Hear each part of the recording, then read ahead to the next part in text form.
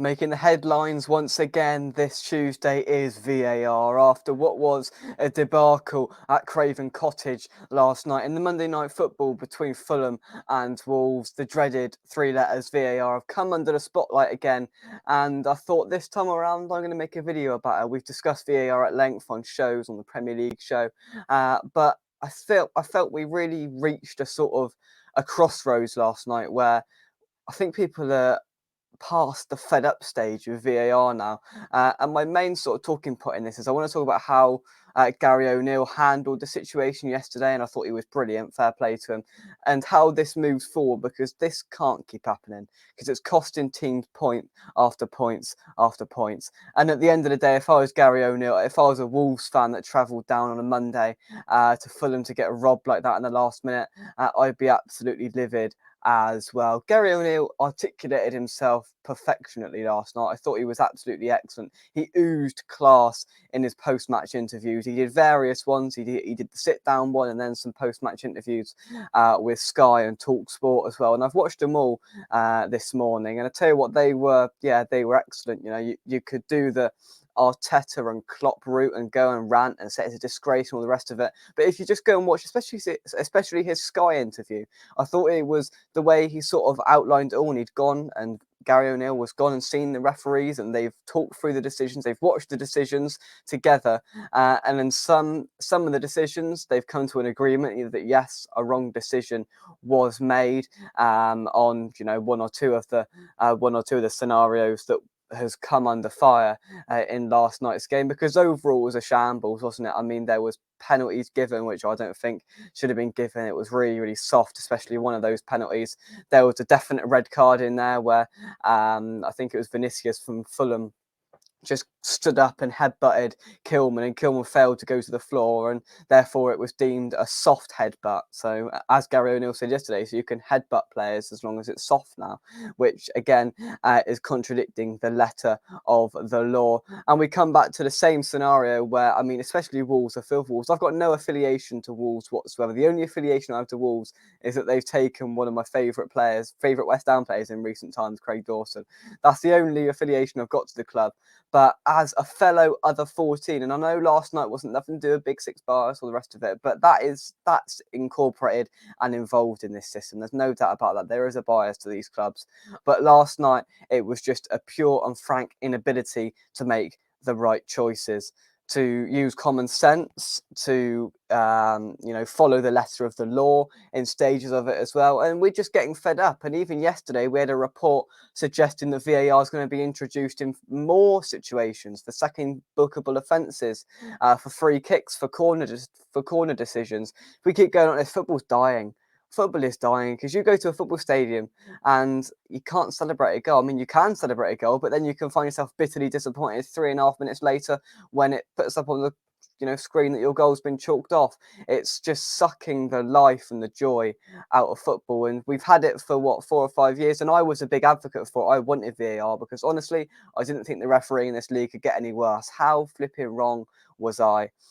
VAR doesn't fail in other countries. I don't think VAR is the issue. I think the people operating it are the issue. There's no doubt about that. Yes, at some opportunities, in some instances where they haven't got the right camera angles, that's where VAR is the issue, because there needs to be more camera angles. There needs to be better technology to determine close offsides, because you've got some angles, because they're shown all loads of different angles. Sometimes they put lines on offside, sometimes they don't. It just seems like a jumbled together mess at the moment, and it's killing the Premier League as we know it. You don't see these debacles, these farces, these absolute shambles in other countries who operate VAR. It seems to be us only. The best league in the world can't get referees to operate this thing properly. You've got a referee, you've got two linos, you've got a fourth official, you've got a VAR, you've got an assistant VAR, you've got a camera operator on VAR. There's a couple of other people sat in Stockley Park as well. You're nearing 2 digits worth of people that work and officiate on a football match, and they still can't make the right decisions. We've still got to sit here days after games, arguing, debating and criticising the decisions that have made. VAR was brought in to stop this. VAR was brought in to take the criticism and take the burden off of the referees. But in fact, it's done the complete opposite of that. It's put more pressure. It's put more, fear into the referees' minds, because referees are treading on eggshells at the moment. And some of the media are to blame to it, because we do forensically now analyse every single decision, because everybody wants two pence worth now after Liverpool and Arsenal went and released statements about VAR, and other clubs, managers coming out saying it's a disgrace and all the rest of it. And all of a sudden, fan bases and football clubs are going, we're going to stand up to this. And now referees are petrified. They're completely petrified to A, make decisions, to B, back themselves in the decisions. And now they're doubting themselves whether they know the law book themselves, whether they're enforcing the laws of the game properly. And we're going down a really slippery slope now. We're going down a really slippery slope of poor refereeing. And look, we've had senior referees demoted down to the championship in recent seasons because of wrong decisions and poor refereeing. And I don't see where this ends. I really don't see where this ends unless we completely eradicate VAR from the game, which is just not going to happen. It's out of the question. There is no way in this decision, in this instance, that the Premier League are going to go, you know what, we don't want VAR anymore. It's just not going to happen. So VAR is here to stay, but we've got to find a solution to stop this controversy, to stop blatant decisions going against sides where it should have gone for them. And look, I can't stand VAR. I think it's completely sucking the joy in life out of the game. And whether it's the 3.5 minute, I mean, there was a 5.5 minute VAR check the other week against, it was in a Bournemouth game. I think it was against Burnley. 5.5 minutes just stood around doing nothing, waiting for somebody watching a screen 200 miles away to determine whether it was a foul or not, or whether it was offside or not. This technology is there, and we're not using it. We're not utilising its purpose properly, and that's got to go down. And yes, there's always going to be errors. There's always going to be mistakes, because life is full of mistakes. But we've got to draw a line here. This isn't because a human error every now and then, fair enough, but we're getting human errors on several occasions every single weekend, and now that's when we've got to stop and say, hang on, this isn't human error. This is either naivety, this is ill preparedness, and pure classless from this refereeing system. Howard Webb was brought in this year to sort of try and stabilise this, and fair play to him. He's tried to add some transparency to the game by releasing these shows on Sky with Michael Owen, indicating and showing and orchestrating how these decisions are made and how they're coming to the solutions that they are. And I think that's good. That's a start. But if we're being brutally honest, if we put this season's decisions and controversies so far up against last season's, it's got worse. Howard Webb indirectly has made this worse. And by releasing apology after apology and taking statement and criticism, and it's just all boiling over into a complete and utter mess. It's got way worse this year because clubs have counteracted and went, you know what, we're not having this. The respect for referees is completely gone. You've got Lewis Dunk on the weekend calling the referee not a nice swear word. He got sent off for it, but that happens every single game. That never occurs to be a second bookable offence or a straight red card for inappropriate language. There's double standards. There's a lack of knowledge, I think, and there's a lack of effective implication of the rules. And these referees are really struggling to keep up at the moment. And you've got Mike Dean, who's on Soccer Saturday now, coming out saying, I wouldn't like to be a referee at the moment because of the burden, because of the criticism, and the light that referees are being shone under at the moment, because they are feared, the referees. This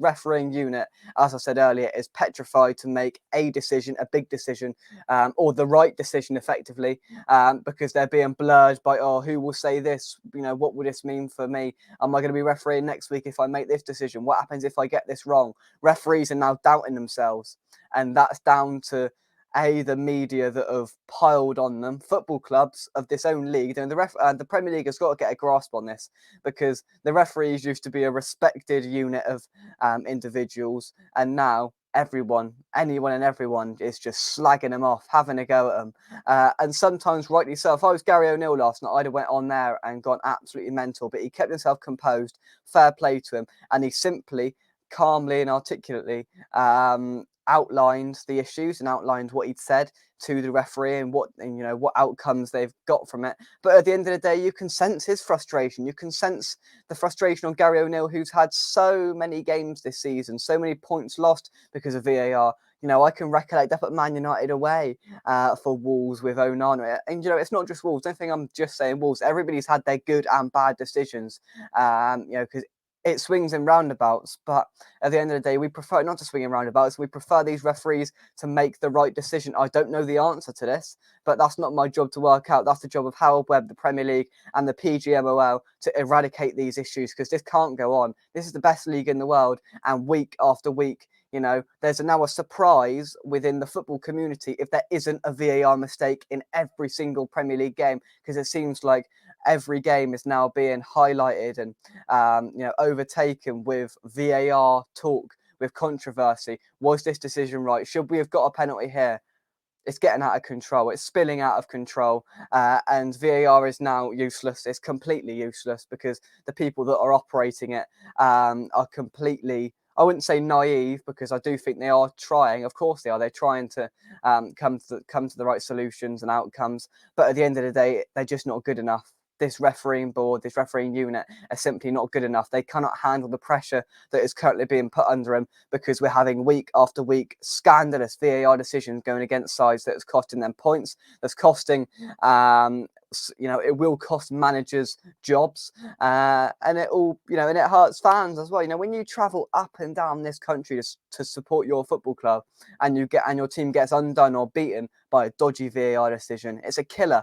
It's an absolute killer. It's something that you obviously wouldn't get 4 or 5 years ago, because we used to accept a bad refereeing decision because there was no backup, there was no sort of safety net of technology. But now that safety net of technology is there, these referees are getting worse. They can't handle it. And there's now a bit of ammo for these football clubs to go, no, hang on, you should be making the right decision. There's no excuse to be making the wrong decision, because you've got every single tool in the box, every single technology angle and sort of perspective there, and they're still making the wrong decisions. They're still making a fool out of themselves every week. And still Harold Webb has to stand there on that show of Michael Owen every week and try and defend these decisions. He's been quite open and he's been quite transparent about saying how some decisions are wrong and what they would have done better. But it's all well and good with the benefit of hindsight. Why don't these referees start getting it right in the first place? Because that's where the inability is coming from at the moment, because they're unable to make the right decisions on the spot. And it's not like it's one every couple of weeks that's good, that's bad. Sorry, it's every weekend. It's constant. It's every if we've got 4 games on a Sunday, you can guarantee 1 or 2 of the games will be dominated by VAR controversy. And that's the sad state of Premier League refereeing and Premier League football at the moment, that is being dominated with refereeing scandals. And that's it. Put your thoughts into the comment section down below. If you're a Wolves fan, if you're a fan of any team in the Premier League, would you scrap VAR now if you were in charge? What needs to be done to implement a more effective system to eradicate and stop these scandalous, awful, dodgy decisions happening week in, week out? Whew, rant over. Thank you very much indeed for watching. Drop a like on the video, subscribe to West Ham Official if you are new. I'll see you very, very soon. And until the next one, come on your irons, and I'll see you soon. Bye bye.